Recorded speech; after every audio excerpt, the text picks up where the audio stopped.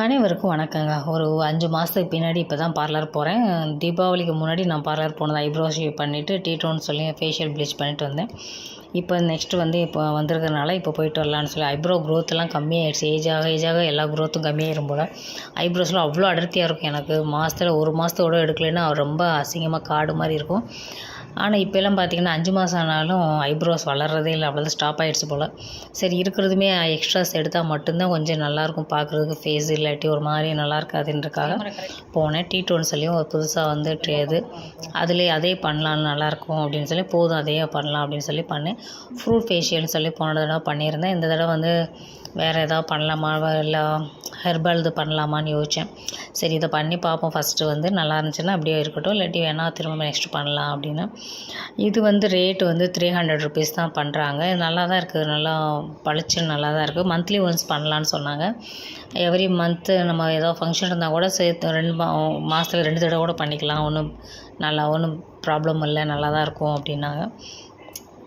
நானும் பார்லர் எல்லாம் முடிச்சிருக்கேன், சர்டிஃபிகேட் வச்சுருந்தேன். வீட்லேயும் பார்லர் வச்சுருந்தேன், நடத்துனேன் கொஞ்ச நாள். அப்புறம் முடியலைங்கிற பசங்களை பக்கம் இங்கே அங்கேயும் வர்றது.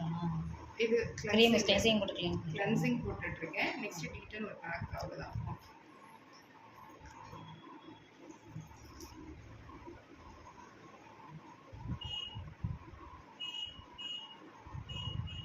ஃபேஷியல்னால் என்னென்ன ஃபேஷியல் இருக்குது?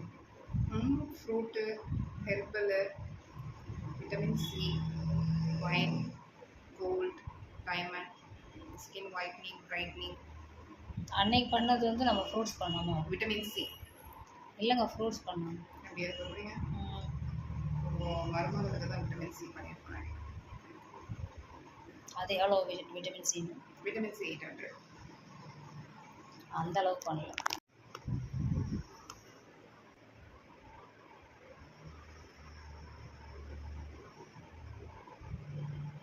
அப்படி பண்ணலாம்ல.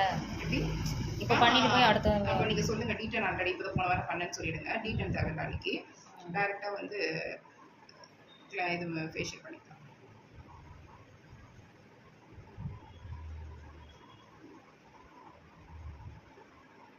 எரிச்சலாக இருக்கு. ஆமாம், இது எரியும். கொஞ்ச நேரத்துக்கு சரியாயிடும்.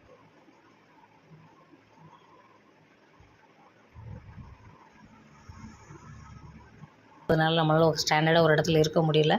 பார்லர்னால் அது கரெக்டாக அது மெயின்டைன் பண்ணி போகணும். அது கடைக்கு போய் திறக்கணும், இருக்கணும் அங்கேயே. நம்ம அப்படி இல்லைங்க, சென்னைக்கும் மதுரைக்கும் போயிட்டு வந்துட்டுருக்கனால நம்மளால் கரெக்டாக ஃபாலோ பண்ண முடியலன்னா ஸ்டாப் பண்ணிட்டேன்.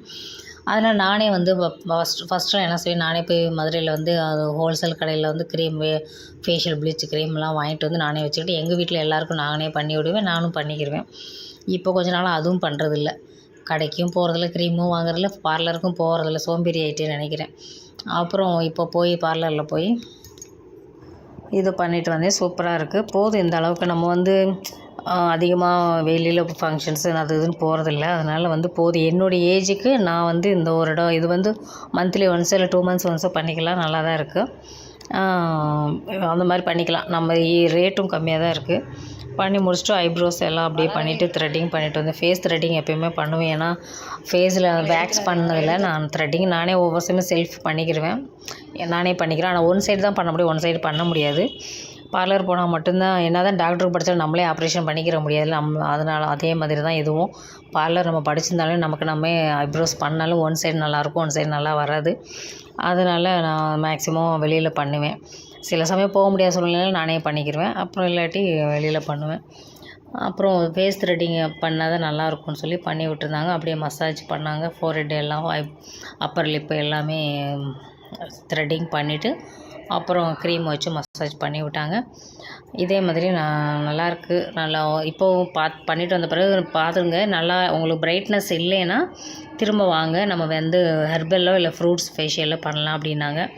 எனக்கு இதே போதும்னு தோணுச்சு. சரி போதும், இதே நமக்கு எங்கே போகிறோம் அப்படின்ட்டு அப்படியே வந்துட்டேன். ஏன்னா ரெகுலராக நான் ஏதாவது பேக் போட்டு தான் ஃபேஸ் வாஷ் பண்ணுவேன். குளிக்கும் போது முன்னாடியே கடலை மாவோ தக்காளியோ ஏதோ ஒன்று மிக்ஸ் பண்ணி இந்த ஃபேஸில் அப்ளை பண்ணிவிட்டு தான் நான் குளிக்கவே போவேன்.